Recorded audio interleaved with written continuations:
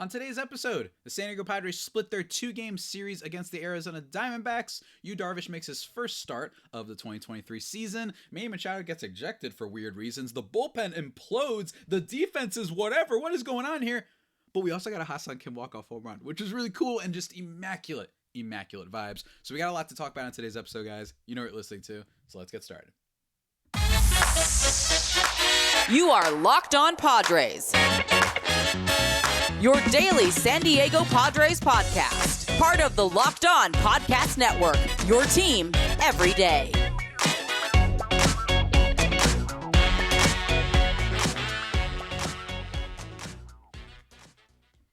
Greetings, ladies and gentlemen, and welcome to another edition of Locked On Padres podcast, which is part of the Locked On Podcast Network, your team every day for Wednesday, April 5th. As always, I am your host with sometimes occasionally, but I promise you certainly not always the most, Javier Reyes. You can follow me on Twitter at Javipeno, Javiipeno, or if you don't like my pop culture tweets that I sometimes fire off and just overall dumb tweets, let's just be honest, check out at LO_Padres for my live tweets of the games and all my thoughts. Love interacting with you folks on there. And check out the YouTube where you can see me in my cool fits. Today I'm rocking a Columbia kind of jacket. I've got the I Love You 3000 shirt again from Avengers Endgame, of course. R.I.P. Tony Stark. Spoiler alert, I guess. Today's episode, guys, is brought to you by FanDuel Sportsbook, the official sportsbook partner of Locked On. Make every moment more. Visit FanDuel.com/LockedOn today to get started. On today's episode, guys, we're going to be talking about the 2-game split, whatever you want to call it, against the Arizona Diamondbacks that saw a whole lot of weirdness, a whole lot of sloppy baseball in a lot of ways on the Padres' behalf, but a lot of good vibes as well, all right? A lot of good vibes as well, and a lot of things to talk about that I think serve as a little bit of a microcosm and a reinforcement of my criticisms of the team heading into the year that I think showed up a little bit, but also just in general some weird kind of like just underperformers. And I think that the biggest underperformers so far for the Padres this season have easily been their bullpen. I mean, it's to be expected to some degree. Drew Pomeranz is still hurt. He is on the IL. Don't get me wrong. Whatever they get from him is gravy at this point. So you can't blame it all on him being absent. But also, Robert Suarez is out, and that really takes that really stings not having him. But for the most part, it's just been very poor by the Padres bullpen today, and it wasted a pretty good Darvish performance. All right. Darvish was fine in this game. He goes 5 innings, only giving up 1 earned run on 3 hits. He did walk 4, which is rare for him. Last year, one of the biggest things that happened for him is that he just completely just mastered the art of giving up, free bases, I guess you could say. He was great last year. He lowered his walk rate and went deeper into games. But it should be brought up that while he only did get 3 strikeouts in this one, and there wasn't really all that much notable overall, still in 2022, he was able to lower his walk rate down to 4.8%, which was one of the lowest out there. In fact, it was the top 9% of the league, as opposed to a 6.5% walk rate from 2021. So seeing those walks, again, it's his first start of the season, and it's important to note that he had a delayed start, right? This is definitely not a guy who was supposed to start the 6th game of the season. It's just the WBC stuff. It was didn't get the right workload, so they had to ease him in. So it was a little bit of a shaky, weird performance, but even still, he didn't give up too much hard contact. You might look at his baseball savant and say, whoa, cutter. Second most used pitch in this game. He threw it 22 times. That was 24% of his pitches, and it was down 5 miles an hour.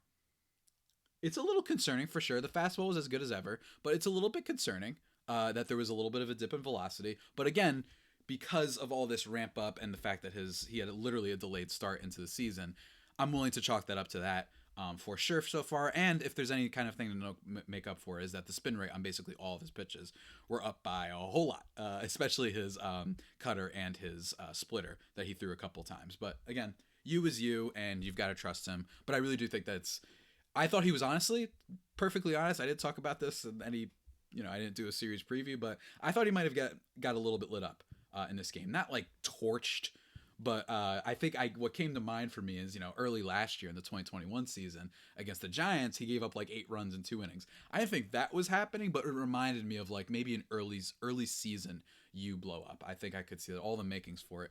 But instead, he kind of kept things quiet. The problem, as I alluded to earlier, was the bullpen. Nabil Crismatt currently with a 16.88 ERA on the season.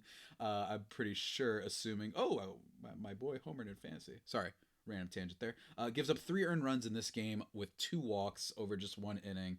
ERA at 16.88. It's just not what you like to see. And Nabil Crismatt, this is now the second time that he's kind of been blown up in a game so far this season. He gave up 2 earned runs on 4 hits in his last appearance. And Crismatt was one of those guys that, maybe we could have predicted a regression. I don't know, still early, but it is also worth pointing out that, hey, he was a little bit almost too good last year. Sub 3 ERA.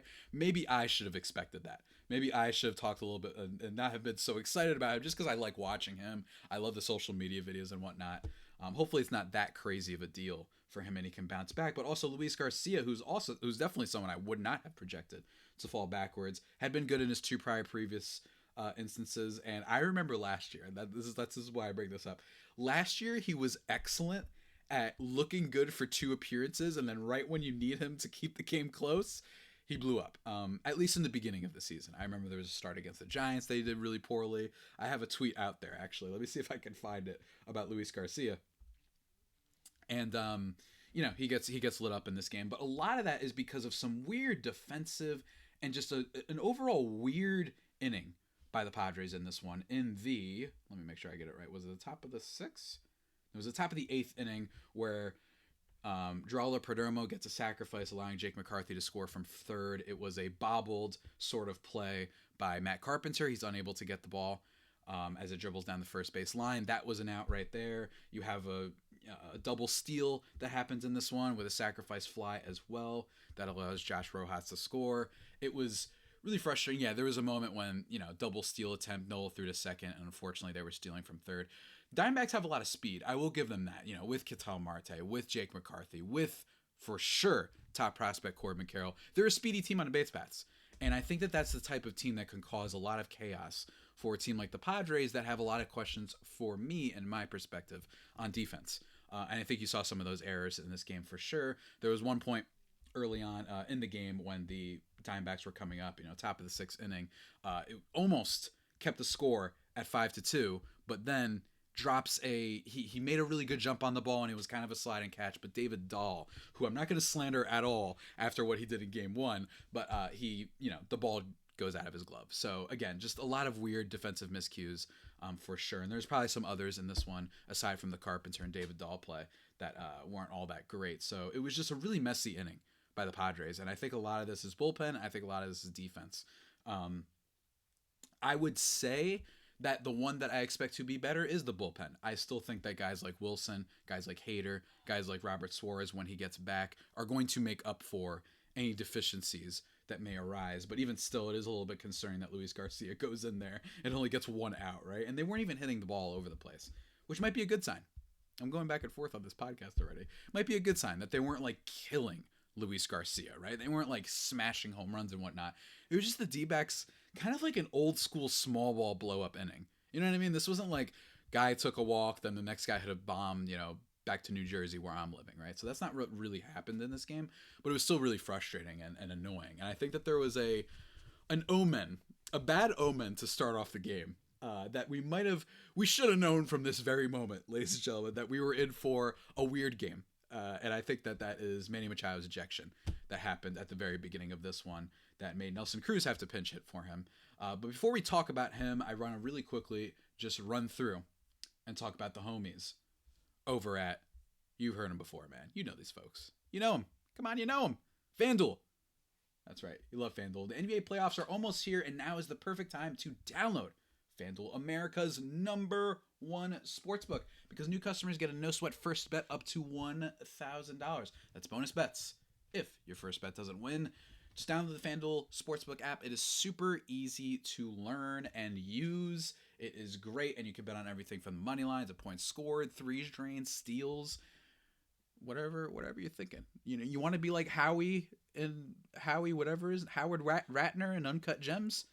You want to say, yeah, I got Garnett rebounds, I got this and that. Well, Kevin Garnett is retired, so you can't do that. But you can definitely bet on a whole bunch of things for FanDuel, guys, and you've definitely heard them before. So don't miss the chance to get your no-sweat first bet up to $1,000 in bonus bets when you go to FanDuel.com/lockedon. That's FanDuel.com/lockedon to learn more. Make every moment more with FanDuel, the official sportsbook betting partner of the NBA.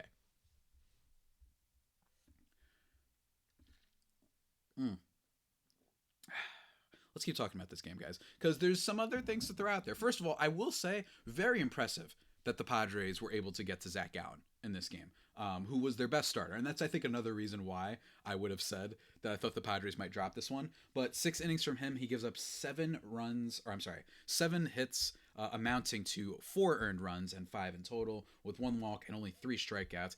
He had a couple good ones, don't get me wrong. There was one at bat early on. Grisham had the advance. It might have actually been in the first inning, or maybe his second time up. Grisham had a 2-0 count advantage, and Gallen just went at him and just threw a nasty sinking pitch to get him. But for the most part, not a prime elite start from Zach Gallen, who started off slow to start this year. Although I do think that he's legit and he's going to be a big part of this team. And is also responsible for arguably the most fair, two-sided good trade that I've seen in baseball in the last decade, which is when the Diamondbacks traded Jazz Chisholm for him, for the Marlins. It's like, yeah, both those guys are really great and really interesting talents. Phenomenal stuff. But anyway, the big thing that I think people are going to be talking about, at least like gossiping about, is the Manny Machado ejection that happens in this game. Early on, his first at-bat, it is a 3-2 count, I believe. And whoops, I am playing audio from my little app. It was a 3-2 count, and Machado is, fixing his gloves and whatnot, as many players often used to do in baseball, from your Derek Jeters to your Adrian Beltres, whatever you want to bring up, right? All sorts of guys have done this forever, and he's fixing his gloves and whatnot. And I forgot for a second the rule, but basically you have to at least look at the batter and kind of be set to an extent. With 8 seconds left. That is the pitch clock rule. And then, everything else kind of transpires. You have to be ready with 8 seconds, and then they've got to go, right? So and here's the thing. They end up calling the umpire, home plate umpire. I'm blanking out his name right now, which is probably a good thing, because I thought that what transpired in this game was pretty shameful. I'm going to bring it up, though, just so I have the right name. But what happens is he calls Manny out on strikes for a pitch clock violation, and Manny is just sitting there like, what? And you can see him call timeout. Now, here's what I will say after giving it some time. Ron Kulpa is his name, by the way. Kulpa. And RON for Ron. It looks like with 8 seconds about to turn 7 that he calls the timeout. It's very close. It's either a hair right before or it's a hair too late. Okay. Do we want to really be living in this world where umpires are necessarily jumping on you because you didn't get it at 8 seconds? I don't know. I don't have an answer to that, because bottom line is, to a very small degree, no one get mad at me. Hey, Manny, you got to be ready. Come on, stop fixing your gloves. You know what I mean? Like, enough with all this stuff. This is why people get mad at baseball, in my experience. But what I think was inexcusable is we can leave it up to stuff. I thought he got the timeout there. I really did. I think that it just turned 7 as you see his hand go up. But it is close, so I can see why the umpire might jump on it. But Manny Machado, afterwards, he's having an argument with the umpire, and then as he's walking away, or at least the last word it looks like he said, as there was a Twitter video that I saw, it looks like he might have called him a D-bag, right? I don't know if I'm allowed to say that on this here podcast, but go look it up. That's what he called him. And then the umpire then tosses him immediately. Bob Melvin starts looking there. He's like, what'd you do that for? And the guy says, well, he called me that. And then Bob Melvin, literally, if you're watching the YouTube video right now of me, he just drops his head down, like slumps down, like, really? And that, to me, was the more offensive thing. I can understand the strike violation, pitch clock violation, I should say. But I really thought that ejecting Manny Machado was way too much. I thought that was absurd. I think that people don't go out to the game to watch umpires. I don't care who the umpire is. You know what I mean? And I just think that just doing that is really wrong, especially early on in the game. Don't get me wrong. Like, there's still plenty of other Padres to be excited about, and you don't leave a game because of that, but it is really frustrating. You know what I mean? For you to get tossed like that. It's not like he was throwing the bat around. I do agree. Yeah. Okay. Maybe Manny should have been more ready. Maybe he missed it. Maybe it was a violation. And hey, if anyone was going to have a violation, it was Manny Machado. He voiced his displeasure early on, which he then kind of backed out on and said, I actually kind of like the rule now. But he's the type of player, the way he plays and whatnot, I can see there was going to be some point this season, right, when this happened. And I think that is also worth pointing out. Well, I do think that it was incredibly weak and soft by the umpire to toss Manny Machado, and that was a big deal. And hey, maybe some defensive stuff goes our way if Manny Machado's in the game. I don't know. I'm not going to blame the loss on him being ejected. But for me, I don't like it when people, I saw some folks on the media side and Twitter side, Padres, Twitter, whatnot. I don't like this. Let's use this one instance to now say, see, this is why the rules are garbage. Game 5 of a 162 game season in the first inning, bottom of the first inning, someone getting called out on strikes because of a pitch clock violation, even if it is our favorite player and superstar, that's weak sauce. You're not going to, that's just a very cherry picking way of arguing things. And that's what people like to do, especially in sports media. And it's really frustrating, right? They'll be wrong for 90 hours, right? And then the 99th hour, one thing will happen. They're like, see, and that's what happens. And that's how you go viral and blah, blah, blah. I could go on a rant on this all the time. As long as your take was true at one point, then nobody cares about the rest, right?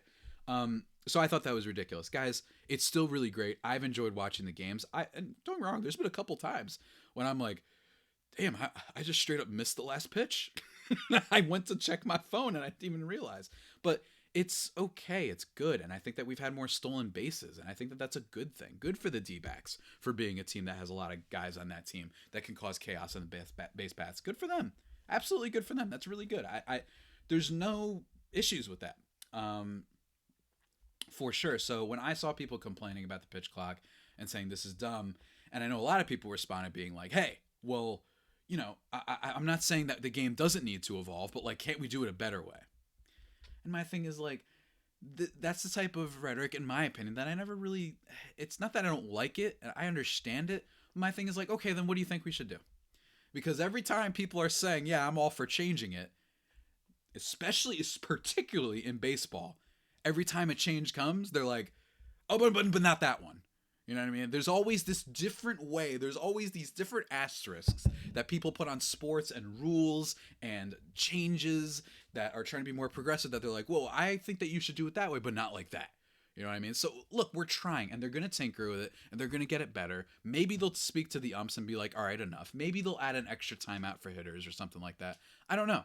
But I just think that for now, guys, the sport has been pretty stagnant for a long time. I think it's very good that they're at least trying something. And I imagine that the longer we get into the season, you'll probably see less pitch clock violations for both batters and pitchers. I think that that's what's going to happen. I think guys are getting used to it. The minors, they've been getting used to it for a while. And I just think overall, I like the idea of making games faster. And I just think that historically, when you look at baseball especially, every time people have complained about rules, you look back and you're like, wow, you were complaining about that? You were complaining about the home run derby rules? You were complaining about the challenging of home runs and extra plays? Guess what? It never happens anymore. Even the replays are shorter. So that's just my kind of view on it. Dumb ejection, and the MLB Umpires Association should be ashamed for, I think, ejecting someone like that, especially for something that's relatively low key as Manny Machado did. I think you got to grow a little bit more of a spine there, in my opinion anyway. Come on, people aren't here to watch you. So I didn't like that. But all that being said, there were still some positives in this game. We got some fun offense in this one. And while Manny Machado does get ejected, Nelson Cruz hits an absolute beast bomb in this game. Not really the biggest beast bomb in the world. I'm just kind of making that up as we go along here. It wasn't like the most hard hit ball that I've ever seen in my life, for sure. In fact, let me see if I can bring up Nelson Cruz's hit. His home run was hit with an exit velocity. Oh, no, he actually did hit it pretty well. Dang. Never mind. I was wrong. Yeah, he actually did all right here. 450 expected batting average, 101.4 miles per hour exit velocity. Yeah, pretty good for him, but he hits a solo shot. That was really cool. Last year, he only hit 10 home runs. He's been really rough in the early going of the season. And in fact, to end the game, Trent Grisham hits the hardest hit ball of the day for a home run. That's 2 on the season for him. He's looking good. He's looking good, guys. I don't know, Jim. I don't know. I entered the overreaction emporium early last year with Grisham. I turned out to be right with his offense. I'm not entering the overreaction emporium just yet. I want to wait one more week, but Grisham looks better. Even the foul balls that he hits, more aggressive at the plate. He's not letting those little inside fastball off speed things that kind of, you attack him at the outside of the plate. Then you throw a little nibbler on the inside that he just stares at and then they get him. Hasn't happened as much so far. Early going, but I'm impressed. But the Nelson Cruz home run was very nice. But he does have, after that Grisham home run, we get someone on base. I think it was Soto. And then Nelson Cruz, everyone's like, uh-oh, tying runner on base. And Nelson Cruz swings at something way outside the zone. Kind of cutter that comes inside, swings through that, and then swings through another path. it was just really funny that we're all excited, like, oh, well, he already hit one home run this game, and then he comes up to the plate, takes his 3 hacks, and leaves. I just thought it was hilarious. Like, you gotta have a little bit of sense of humor about these things. Although it was a tough loss, for sure, especially because of that top of the 8th inning. That was still amusing for me, and he still got a home run this game. I think that he's looked pretty bad so far, offensively, Nelson Cruz. But maybe there's some hope on the Padres side. You know, he did have the eye surgery, was on a crappy team last year. They are batting him high in the order, so maybe that speaks to them believing and they've seen something like, yeah, he could be a really helpful bat in our lineup. Although, granted, today he wasn't supposed to be third, obviously, but he has hit cleanup before for the Padres this season. He only did third today because of the Machado ejection. But we also, more importantly, ladies and gentlemen, Austin Nola shut my butt up. He draws a walk in this game, which was very nice, and then he also had an RBI single in this one. Austin Nola off to a pretty solid start for him by his standards with the walk and the single in this game. I still maintain my Luis Campusano thing. I am once again playing audio from the phone, but I thought that it's really good to see him there. I still think he's a fine guy to have on your team. I think Campusano should be playing more. And then lastly, Xander Bogaerts home run. Oh man, it was so good. More home runs for Xander Bogaerts. Already 3 on the season. He doesn't necessarily crush this one as much as, say, Nelson Cruz and Trent Grisham did, but still a pretty good one. 100 miles per hour off the bat. Expected batting average of 520. I will say, though, only thing, 374 distance. It was only going to be a home run expected in about 8 of the 30 ballparks. So maybe a little bit lucky on the home run side of things, but still, I don't care, man. It still counts. Who cares, man? He's still hitting at Petco, which is a really not a hitter-friendly ballpark, so love to see that. But I've talked a lot about this game, so before we get into the last game, guys, that we're going to talk about the really good vibes, I want to just remind you guys to check out a really special thing. You know what that thing is? It's fantastic. Ultimate Pro Baseball GM. Ladies and gentlemen, please download this app and check it out. It's great. It's the coolest game I've played in a long time for sure. You know, at least from the sports world, because Lord knows I've played plenty of sports games and they're not always my favorite, but I kind of like the simplicity, but also the depth. Easy to learn, hard to master, dare I say, is Pro Baseball GM. All you got to do is go download it. It's that easy to do. You know, you guys know how phones and stuff work. You have to hire right coaches and staff. You have to manage salaries and team finances too. So not just the payroll, but the finances of the team. You know, you got to scout, you got to draft, you got to worry about the egomaniacs. You guys know I'm a diva personality. What do you got to deal with? Plenty of divas as well and figure that out. So go check that out, guys. Monitor the free agency. If you want to be AJ Preller, fictionally at least, go check this out. It's a whole lot of fun. I've been talking about it already. I have still yet to be fired. I know that a lot of the Locked On MLB folks have managed to get fired as managers of their fictional teams so far. Not your boy. Your boy's doing good. You're out here. I know what I'm doing, man. But Locked On Padres listeners, you can get a 100% free boost to your franchise when using the promo code Locked On in the game store. So make sure to check it out. To download the game, just visit probaseballgm.com. Scan the code. So look it up in the app stores, in the Google Play stores, in the whatevers, wherever you get your fun games from. Just go check it out, guys. That's probaseballgm.com. Ultimate Baseball GM. Start your dynasty today. And we're back on here's podcast, ladies and gentlemen, as I take a nice sip of water. We transition into the first game of this 2-game set. We've already spent a lot of time talking about the second game, because in fairness, there was a lot of drama there, and I had to get my soapbox rant about Manny Machado and the ejection done. But now we got to talk about this one, in which the Padres won, and there's some interesting stuff in this game. Not much to report on the Dbacks side of thing, really. Again, I think that this Dbacks team is good, so I don't think that there's a lot of shame in dropping a 1 of 2 game set, especially in the way that they did. They have a lot of speed on the base path. There strangely might be a little bit of a weird matchup for the Padres, to be quite honest with you. But in this game, you get a double from Ketel Marte, who's had a slow start. You get some stuff from Evan Longoria and Corbin Carroll, and specifically Evan Longoria does hit a home run in this game. Late in the game, I should say. Let me see who it was. Yeah, it was to deep left center, crushed at 428 feet to tie the game. And what happened again? No, it wasn't starting pitching. It was bullpen. Brent Honeywell who I'm rooting for in this game, and he hasn't been terrible so far. He actually gets 3 strikeouts in this game, which was nice. He goes 2 innings, but he does give up that one home run that ended up tying it. Steven Wilson also gives up a run in this game. Again, bullpen has just been really messy so far.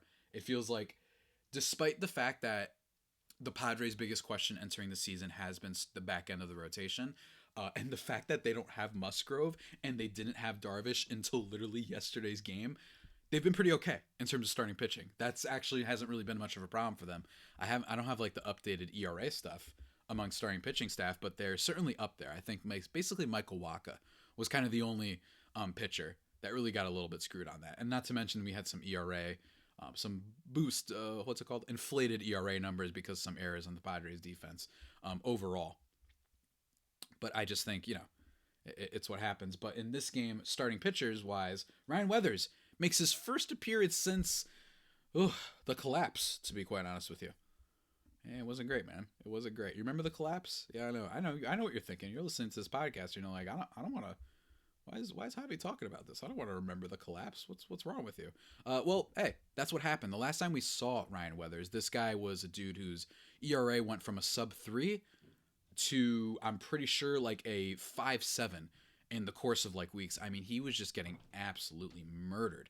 And in this game, I'm just happy that he wasn't getting murdered. He looked pretty competitive. He was working the strike zone all over the place. And interestingly enough, his four-seam fastball velocity went up by 1.8 miles per hour. That was very interesting. Spin rate was up, especially for what the baseball savant anyway classified as a sweeper. I'm saying baseball savant classified as because I still don't quite know what qualifies as a sweeper, because it doesn't always look like it's a different pitch. It just kind of looks like a fastball or a slider sometimes. So I don't know, but whatever.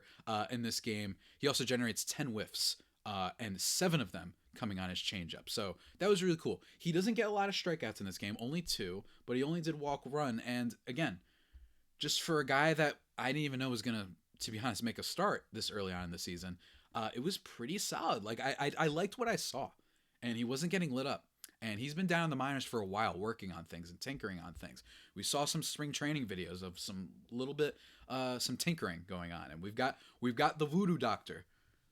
We've got the witch doctor. We've got the scientist. We've got the magical man of prophecy. I'm just trying to come up with new nicknames for Ruben Niebla, who's a really prestigious pitching coach. Maybe he's helped him work out some things, and maybe he learned something in the minors. But only giving up 2 runs to this Dbacks team, I think, is a huge plus, especially for, again, considering that they shouldn't have had to start him this early. It's crazy that Darvish only just started and we haven't had no Musgrove. So that's really cool. But it was the bullpen that really kind of messed up this game for the Padres. I will say Evan Longoria is a fine player. This isn't a bad team.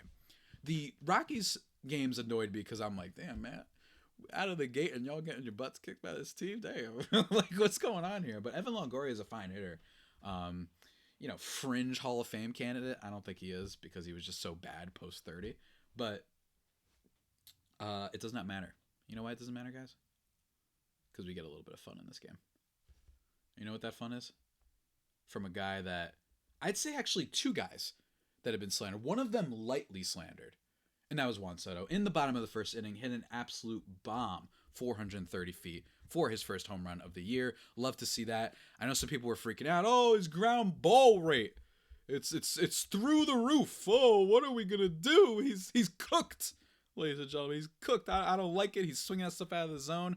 In fact, before yesterday's game, they were showing you the change in approach and his kind of a swing stance and all that. Well, guess what? I don't care. I don't care at all.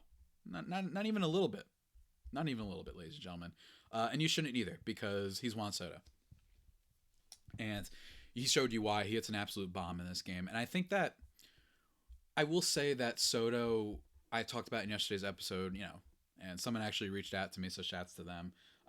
My theory about if you knew the Padres were going to sign Xander Bogaerts, would you have still made that Juan Soto trade? Especially if you knew that Tatis was going to be suspended. That would have been nuts. But I just think it's just a question. I'm not saying I would not rather have him. I just want to be very clear about my opinions on that.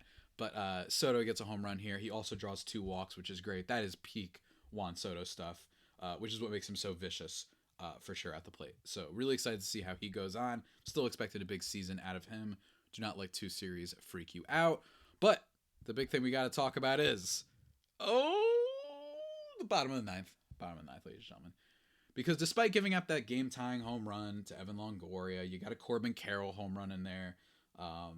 That Corbin Carroll one was rough. He's a freak. I like Corbin Carroll. But David Dahl, after being out of Major League Baseball, what I mean is being back in the minors. He was an all-star with Colorado, a little bit inflated by the Coors Field stuff, but whatever. He ties the game after Scott McGo. I don't know how to say his name. My apologies to Mr. Scott, but hits an absolute bomb off of him, which was great. 103.8 miles per hour off the bat.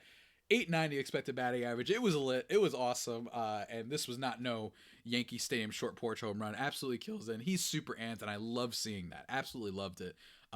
Just awesome. You love to see it, right? I think that with the Padres, they're really going to need, at least for these next couple weeks, someone like David Dahl to kind of step up a little bit. And he did, at least there. And that was really a lot of fun, and I'm super happy for him. As you guys know, I'm a softie for the less than established players and whatnot in baseball. I love seeing them do well. But I mentioned some people lightly slandered Soto. People really did over the offseason. People reached out to me and were like, why are we not trading Ha-Seong Kim? He's not good. You're telling me Baseball Reference says he's a top 5 shortstop. I don't think Baseball Reference said that. And also, I usually go by Fangraphs WAR rankings, but Ha-Seong Kim's a good player. I don't know. I just don't understand why. I just think that maybe this is a case of being so used to superstars playing on your team, so used to making the big splashy move, that you look at someone like Ha-Seong Kim, who's currently been awesome, by the way, for the record, on the year. He's got 385 batting average as well, and he's been able to draw a couple walks, which is nice. But I don't understand how people look at Ha-Seong Kim and they see a 3.5 F4 type of player and they're like, you got to trade him. Just because someone isn't a star does not mean you have to trade them. And Ha-Seong Kim last year was admirable, filling in for El Nino, the goober, my bobblehead buddy here, because of the dumb stuff he did, right? And Ha-Seong Kim comes in last year and he at least is an elite defender. And I've seen more slander thrown his way, especially over the offseason, than I saw for Grisham to an extent. I was like, Grisham's a good defender too, but dang, he hit under 200, guys. This isn't good. He developed into an average bat and then, made up for it with the defense, even if he was only an average bat. And this year so far, he's been above average, and he hits an absolute bomb. You see the whole team coming out. It's awesome. Walk-off home run for the Padres. Man, it was great. 105.2 miles per hour off the bat. It was phenomenal. Oh my gosh, it was so lovely. I loved it, and I loved hearing in the stadium. I could be wrong. I do not remember this from last season. Someone leave a comment in the YouTube or DM me.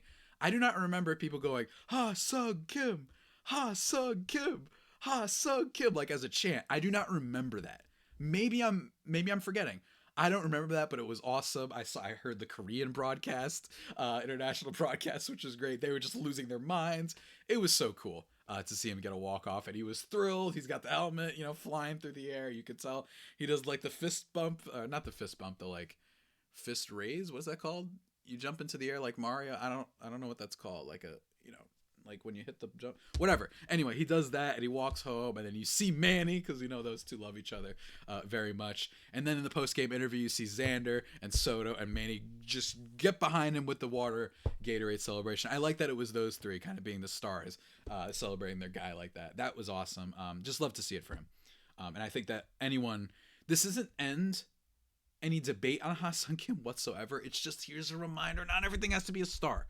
You know what I mean? Not everyone has to be a superstar. And I think that Ha-Seong Kim, there's nothing that says he can't get a little bit better as a hitter. Too early to say, but he showed a little bit of power in the WBC. That's kind of nice. But for the most part, what if he does become a little bit better as a batter? What if he hits 20 bombs this year? It's not impossible. Not impossible. Remember, he barely played his first year. Played full-time basically all last year and got better. Became an average offensive player. Maybe it's just taking him a little bit more time. That's okay. He's at least shown something. This isn't hey, I'm going to say it right now. CJ Abrams ain't looking so good for the Nationals so far.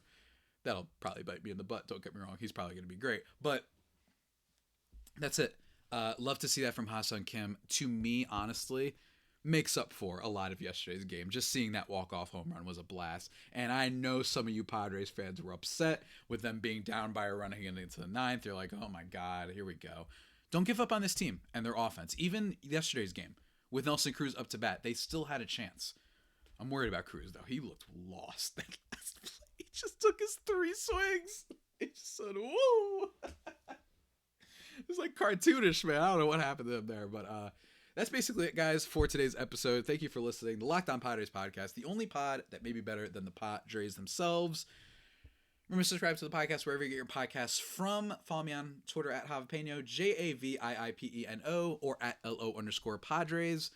Tomorrow's episode, going to be my weekly my weekly catch-up discussion with Rylan Stiles. We talked about opening day stuff. He has a take that's crazy. We talked about our power rankings and just general baseball stuff. I'm actually not going to be available for tomorrow, but it's okay because there's an off day anyway. So what the heck? You know what I mean? What do you want from me? There's no game for me to talk about. And then we're going to probably do some stuff with the upcoming Braves series, which should be a lot of fun. Preview that series. That should be a blast. Good stuff, guys. Good stuff. It's early on, but I'm already just so happy to have Padres baseball back. I'm still not over seeing Juan Soto and Xander Bogaerts hitting after each other. It's still crazy. I just can't get over it. But until next time, everybody, stay safe. And, of course, stay faithful. My Friar Faithful homies. Take care.